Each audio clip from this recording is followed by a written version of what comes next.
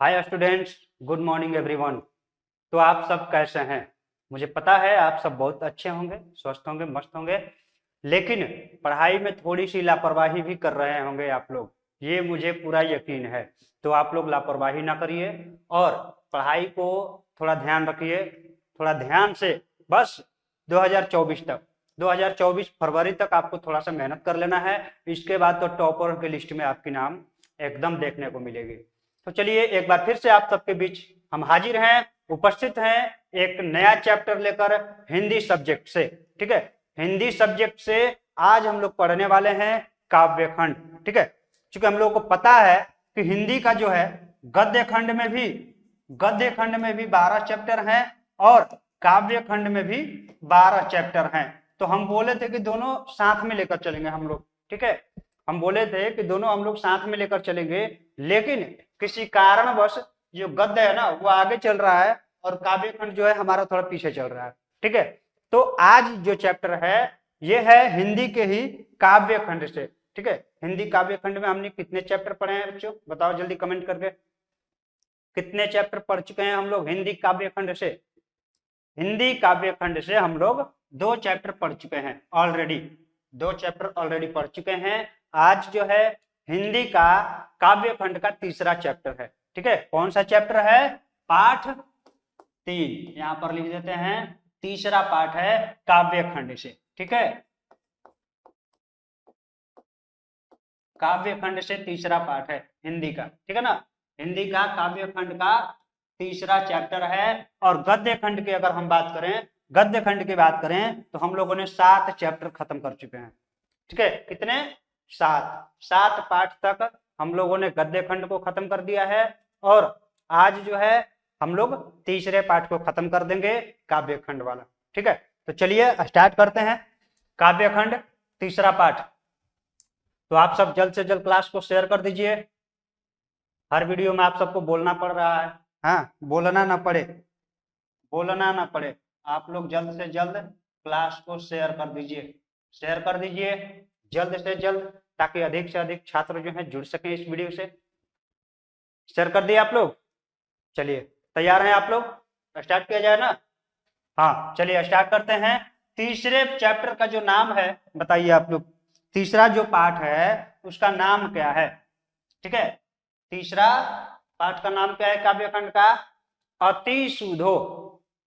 ठीक है, अति सुधो, क्या नाम है इसका? अति सुधो स्नेह को मार्ग है। ठीक है, क्या है? अति सुधो, अति सुधो स्नेह को मार्ग है।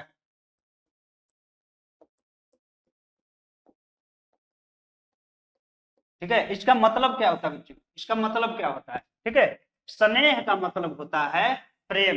ठीक है, क्या होता है? प्रेम। स्नेह का मतलब होता है प्रेम और सुधो का मतलब होता है सुगम। ठीक है, सुधो का मतलब क्या होता है? सुगम। ठीक है, एकदम सीधा, सुगम, आसान, सरल। ठीक है, इसका अर्थ हुआ सुधो का। और मार्ग का मतलब यहाँ पर मार्ग है, मार्ग का मतलब होता है पथ। ठीक है, रास्ता। ठीक है, तो कवि, कवि जो है इनके कवि कौन है? घनानंद। कौन?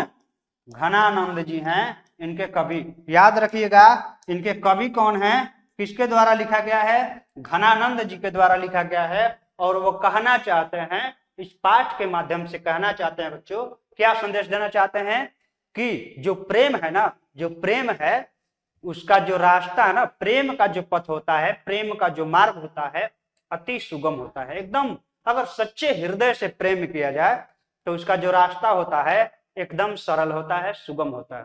ठीक है, यही संदेश देने की कोशिश कर रहे हैं इस पाठ से घनानंद जी। तो इस पाठ में पूरी तरह से हम लोग किसके बारे में पढ़ने वाले हैं?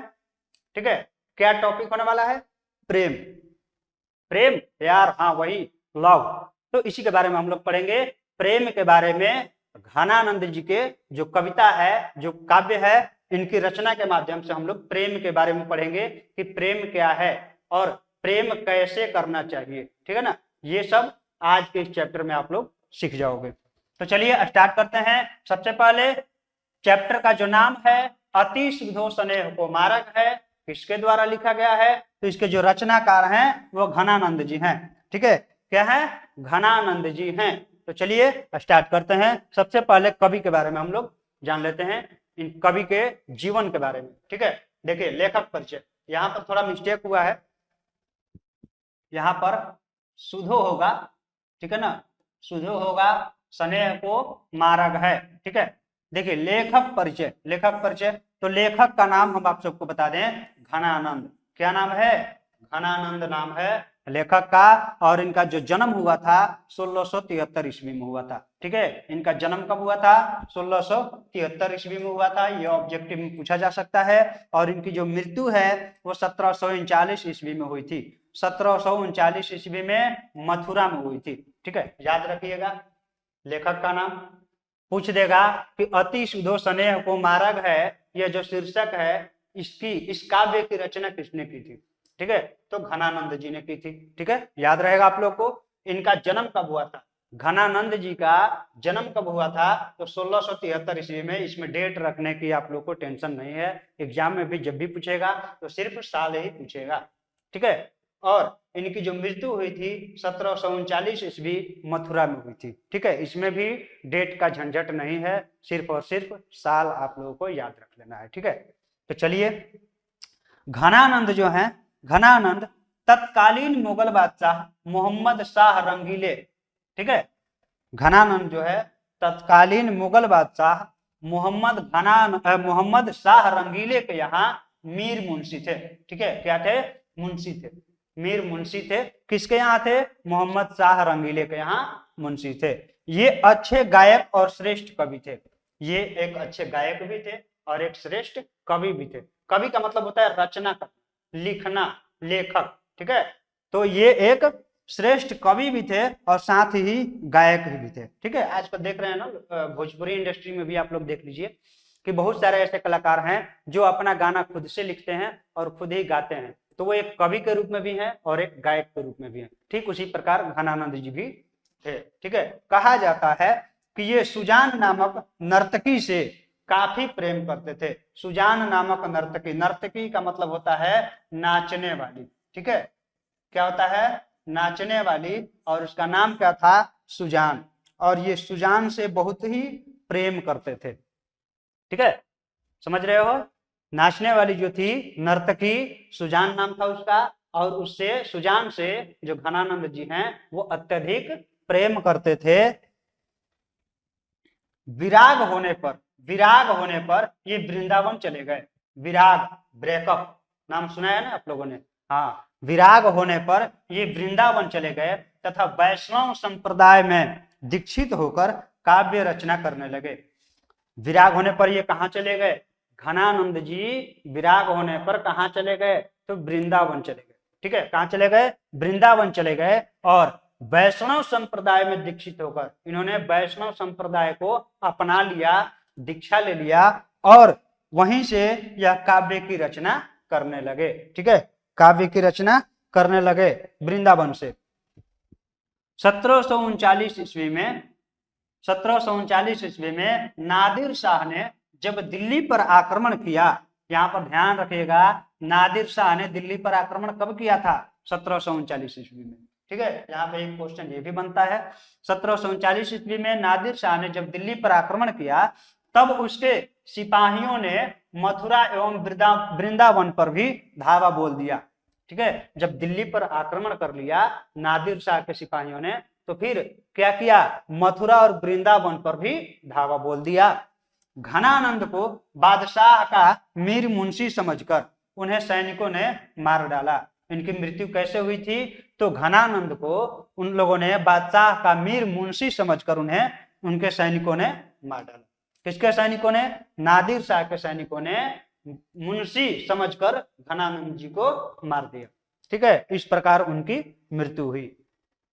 अब देखते हैं इनकी रचनाएं कौन कौन सी हैं। ठीक है, घनानंद जी की बहुत सारी रचनाएं भी हैं।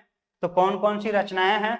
देखिए, सुजान सागर, सुजान सागर, विरह लीला, रस केली बली, कविता परिचय, कविता परिचय, ये सॉरी मिस्टेक है, ये जो रचनाएं हैं 1 2 3 ये इनकी प्रमुख रचनाएं हैं। ठीक है, इनकी जो प्रमुख रचनाएं हैं कौन, सुजान सागर, विरह लीला, रस केली बल्ली। ठीक है, अब यहाँ पर देख लेते हैं कविता का परिचय। इस कविता में क्या पढ़ना है हम लोगों को, कविता का परिचय देख लेते हैं। प्रस्तुत पाठ में घनानंद के 2 छंद संकलित हैं। कौन कौन से, कितने छंद संकलित हैं, 2 छंद संकलित हैं इस पाठ में। ठीक है, प्रथम छंद में कवि ने प्रेम के सीधे सरल और निश्चल मार्ग के विषय में बताया है। पहले छंद में कवि ने क्या कहा है, प्रेम के सीधे सरल और निश्चल मार्ग के विषय में बताया है पहले छंद में। तो द्वितीय छंद में मतलब दूसरे छंद में विरह वेदना से व्यथित अपने हृदय की पीड़ा को कलात्मक रंग से अभिव्यंजित किया है। विरह वेदना का मतलब क्या होता है, देखोगे कोई लड़का किसी अपनी प्रेमिका से जब ब्रेकअप हो जाता है ना, तो वह विरह वेदना में आ जाता है। ठीक है, विरह में जीने लगता है। तो वही विरह वेदना में आकर के द्वितीय छंद में क्या किए हैं, अपने हृदय की पीड़ा, अपने दिल का दर्द, हाँ ऐसे आप लोग जल्दी आसानी से समझोगे। यहाँ पर हृदय का पीड़ा लिखा हुआ है, तो ब्रेकअप होने के बाद दिल का दर्द जो है बढ़ जाता है। तो इसी दिल के दर्द को कला के रूप में द्वितीय छंद में हम लोगों को बताया है। कला के रूप में अपने दिल के दर्द को उन्होंने कहा है एक काव्य के माध्यम से। ठीक है, तो बस वही सिंपल सी बात, प्रेम करते थे, उनका दिल टूट गया, ब्रेकअप हो गया, और दिल के दर्द को उन्होंने काव्य की रचना से, ऐसा होता है ना, बहुत सारे लड़के हैं जब उनका ब्रेकअप हो जाता है ना, जब दिल टूट जाता है, ब्रेकअप हो जाता है, तो वो शायर बन जाते हैं ना, शायर, हाँ शायर बन जाते हैं वो, और एक से बढ़कर एक शायरों की रचना करते हैं और हमेशा शायर बोलने लगते हैं। उसी प्रकार जो घनानंद जी हैं, जब इनका ब्रेकअप हुआ तो ये इनका जब दिल टूटा तो ये काव्य की रचना करने लगे। ठीक है, एक कवि बन गए, श्रेष्ठ कवि बन गए। चलिए आगे देखते हैं, ये पहला छंद है। ठीक है, पहला छंद है, इसको देखिए, अति सुधो स्नेह का मार्ग है, स्नेह को मार्ग है, जहां जहां नेकु सयानप बांक नहीं, तहां साचे चले तजी, आपन पौ झुझुके कपटी जे निशाक नहीं। ठीक है, इसका अर्थ क्या हुआ बच्चों, कवि घनानंद कहते हैं कि प्रेम का जो मार्ग है ना, प्रेम का मार्ग अति सीधा और सुगम होता है। ठीक है, प्रेम का जो रास्ता होता है अति सरल होता है, एकदम सुगम होता है, आसान होता है ना। बुद्धि भ्रष्ट होने का कोई समय होता है? कभी भी प्यार हो सकता है, कहीं भी हो सकता है, किसी से भी हो सकता है, 2 बच्चों की मां से भी हो सकता है। तो ये जो है ना, प्रेम होने वाला जब बात आता है तो उसका जो रास्ता है बहुत आसान है। ठीक है, तो प्रेम का जो मार्ग होता है वो अति सीधा और सुगम होता है। और बच्चों एक बात को ध्यान दीजिएगा, ये जरूरी नहीं है कि हमेशा प्रेमिका से ही प्रेम हो, अपने माता पिता से भी प्रेम हो सकता है, अपने ईश्वर से भी प्रेम हो सकता है, प्यार हो सकता है। प्यार का जब नाम लो तो लड़कों को सिर्फ अपनी प्रेमिका ही याद आती है। ठीक है, तो ऐसा नहीं है कि प्रेम सिर्फ प्रेमिका से ही हो सकता है, अपने माँ बाप से भी हो सकता है, अपने भाई से भी हो सकता है, भगवान से भी हो सकता है। चलिए देखते हैं, जिसमें थोड़ा भी टेढ़ापन या धूर्तता नहीं होती है। प्रेम में थोड़ा सा भी टेढ़ापन नहीं होता है और ना ही धूर्तता होती है। ठीक है ना, होता है ना। लेकिन आजकल अगर देखा जाए तो प्रेम में ज्यादातर धूर्तता ही, चीटिंग बाज होते हैं, या लड़कियों की बात कर रहे हैं या फिर लड़के भी चीटिंग बाज होते हैं आजकल। तो प्रेम में कभी क्या कहते हैं कि प्रेम में टेढ़ापन और धूर्तता नहीं होती है और होना भी नहीं चाहिए। ठीक है, सच्चे हृदय से प्रेम करना चाहिए। उस पथ पर वही व्यक्ति चल सकता है जिसका हृदय निर्मल है। प्रेम के पथ पे कौन सा व्यक्ति चल सकता है, कैसा व्यक्ति चल सकता है, जिसका हृदय है वह निर्मल। ठीक है, हृदय जिसका निर्मल हो, मतलब कि जो दिल है ना वो एकदम साफ हो।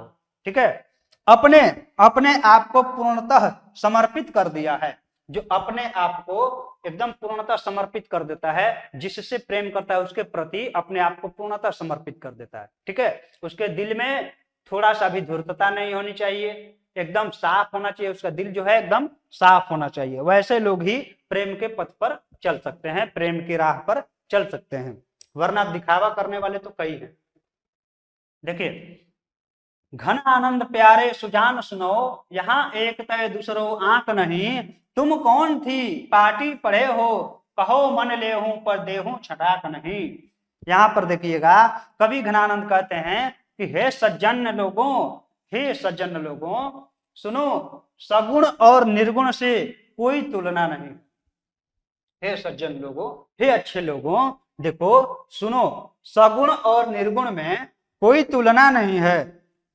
ठीक है, तुमने तो ऐसा पाठ पढ़ा है कि मन भर लेते हो। ठीक है, तुमने ऐसा पाठ पढ़ा है कि मन भर लेते हो। ठीक है, और मन भर लेते हो किंतु छटाक भर देते नहीं। ठीक है, ये जैसे होता है ना, जब प्यार होता है तो अपनी प्रेमिका की या अपने प्रेमी की हर बातें अच्छी लगने लगती है। ठीक है, वो कुछ भी कहते हैं, वो कुछ भी कहते हैं तो वह अच्छा लगने लगता है। अगर प्रेमी आपको गोबर जैसे सलाह भी देना तो वो भी आपको अच्छा लगने लगता है वाह क्या कवि है। ठीक है, तो ऐसे मतलब जो लोग होते हैं ना, उनके बातों से मन भरने लगता है, मन भर जाता है, एकदम दिल खुश हो जाता है। तो कवि वही कहते हैं कि तुमने तो वैसा पाठ पढ़ा है कि तुम मन को भर लेते हो। ठीक है, मन को भर लेते हो किंतु छटाक भर नहीं देते। ठीक है, किंतु छटाक भर नहीं देते, थोड़ा सा भी नहीं देते। क्या देने की बात हो रही है? प्रेम। ठीक है, प्रेम देने की बात हो रही है, किंतु थोड़ा सा भी प्रेम नहीं देते। कहने का मतलब है उसे कितना भी प्रेम दो उसे कम ही लगता है। ठीक है, उसे कम ही लगता है। अतः कवि का कहना है कि गोपियां कृष्ण प्रेम में मस्त होने के कारण, अब कवि कहते हैं, उदाहरण देकर समझाते हैं। ठीक है, उदाहरण देकर समझाते हैं कि जो गोपियां है ना, वो कृष्ण के प्रेम में इतना मस्त हो गई हैं, मस्त होने के कारण उद्धव की बातों पर ध्यान नहीं देती है। ठीक है, उद्धव की बातों पर ध्यान नहीं देती हैं, बल्कि प्रेम की विशेषता पर प्रकाश डालती हैं। ठीक है, प्रेम की विशेषता पर प्रकाश डालती हुई कहती हैं कि भक्ति का मार्ग सुगम होता है। ठीक है, ज्ञान का मार्ग कठिन होता है। ठीक है, भक्ति का जो मार्ग है वो एकदम सुगम होता है, लेकिन भक्ति का मार्ग तो एकदम सुगम होता है, लेकिन ज्ञान का जो मार्ग है ना वो बहुत कठिन होता है। ठीक है, अब यहीं पे उदाहरण ले लो, अगर आप लोगों को पढ़ना है, ज्ञान लेना है, तो थोड़ा आप सबको कठिन लग रहा है। ठीक है, जैसे चैप्टर याद करना हो, ये क्वेश्चन याद करना हो, ज्ञान अर्जित करना है ना भाई, तो थोड़ा सा कठिन लगता है। लेकिन अगर कहा जाए किसी से भक्ति करने के लिए, ईश्वर से भक्ति करने के लिए कह दिया जाए, या फिर किसी से प्रेम करने के लिए कह दिया जाए, तो वो आप लोगों को आसान लगने लगता है। ठीक है, चलिए दूसरा छंद को देख लेते हैं। पर काज ही देह को धारी फिरो, परम जन्य जथारथ है दर्शो, निधि नीर सुथा की समान करो, सबही विधि सजनता सरसो। ठीक है, कवि कहते हैं कि दूसरे के उपकार के लिए, दूसरे को उपकार के लिए शरीर धारण करके बादल के समान फिरा करो। अगर आप किसी का उपकार करना चाहते हैं, ठीक है ना, अगर आप किसी का उपकार करना चाहते हैं तो आप क्या कीजिए, शरीर धारण करके, शरीर धारण करके बादल की तरह घूमते फिरो। ठीक है, अगर उपकार ही करना है आपको तो आप बादल के जैसे घूमते फिरो, अवेलेबल रहो। ठीक है, और दर्शन दो, जिसको उपकार की जरूरत है उसको दर्शन दो भाई। अगर आप उपकार करना चाहते हैं तो आप इंतजार मत करो कि वो हमारे पास आएगा तभी हम उसको उपकार करेंगे, उसके ऊपर उपकार करेंगे। ठीक है, तो आप उसके दर्शन दो, उसको दर्शन दो, और बादल की तरह घूमते फिरो कि कहाँ हैं उपकार वाले। ठीक है, जहां आपको लगे कि यहाँ उपकार कर सकते हैं वहां आप उपकार करो। समुद्र के जल को अमृत का समान बना दो। जो समुद्र का जो जल है ना, कैसा होता है? खारा होता है। ठीक है, तो समुद्र के जल को अमृत के समान बना दो। ठीक है, तथा सब प्रकार से अपनी सज्जनता का परिचय दो। आप कितने अच्छे हो, आप कितने अच्छे हो ये लोगों को बता दो। लेकिन कैसे? कैसे लोगों को बता दो? बोल करके नहीं, अपने कर्म के माध्यम से। अपने कर्म के माध्यम से लोगों के बीच अपना परिचय दो। वैसा काम करो कि लोगों के बीच आपका नाम गूंजने लगे। ठीक है, लोगों के हृदय में आपका नाम बसने लगे, और उस कर्म के चलते लोग आपको पहचाने, वही आपका परिचय होता है। ठीक है, असली परिचय तो वही ना हुआ। घन आनंद जीवनदायक हो, कछु मरियो पीर हिये परसो, कबहू वा विशासी सुजान के, आंगन मो अशुभान ही लय बरसो। ठीक है, कवि क्या कहते हैं, कवि घनानंद का आग्रह है। ठीक है, कवि घनानंद का क्या आग्रह है कि उनकी हार्दिक पीड़ा का अनुभव करते हुए उन्हें जीवन रस प्रदान करो।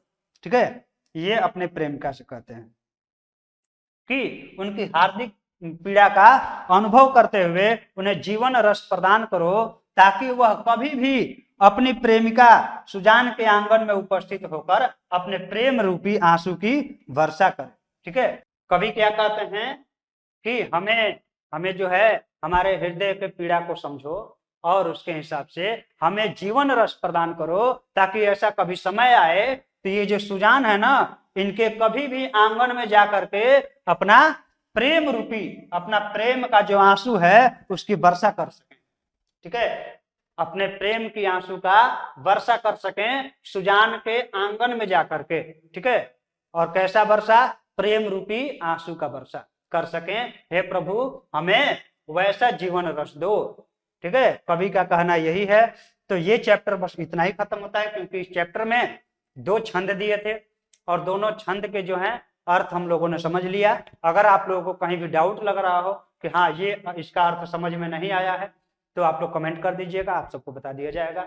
ठीक है, तो चलिए, कैसा लगा आज का ये क्लास कमेंट करके जरूर बताइएगा और वीडियो को लाइक कर दीजिएगा। तब मिलते हैं, तब तक हमें अनुमति चाहिए, क्योंकि अब मिलेंगे अगले वीडियो में, अगले क्लास में एक अगले चैप्टर के साथ। ठीक है, तब तक आप हमें अनुमति दीजिए। धन्यवाद, जय हिंद।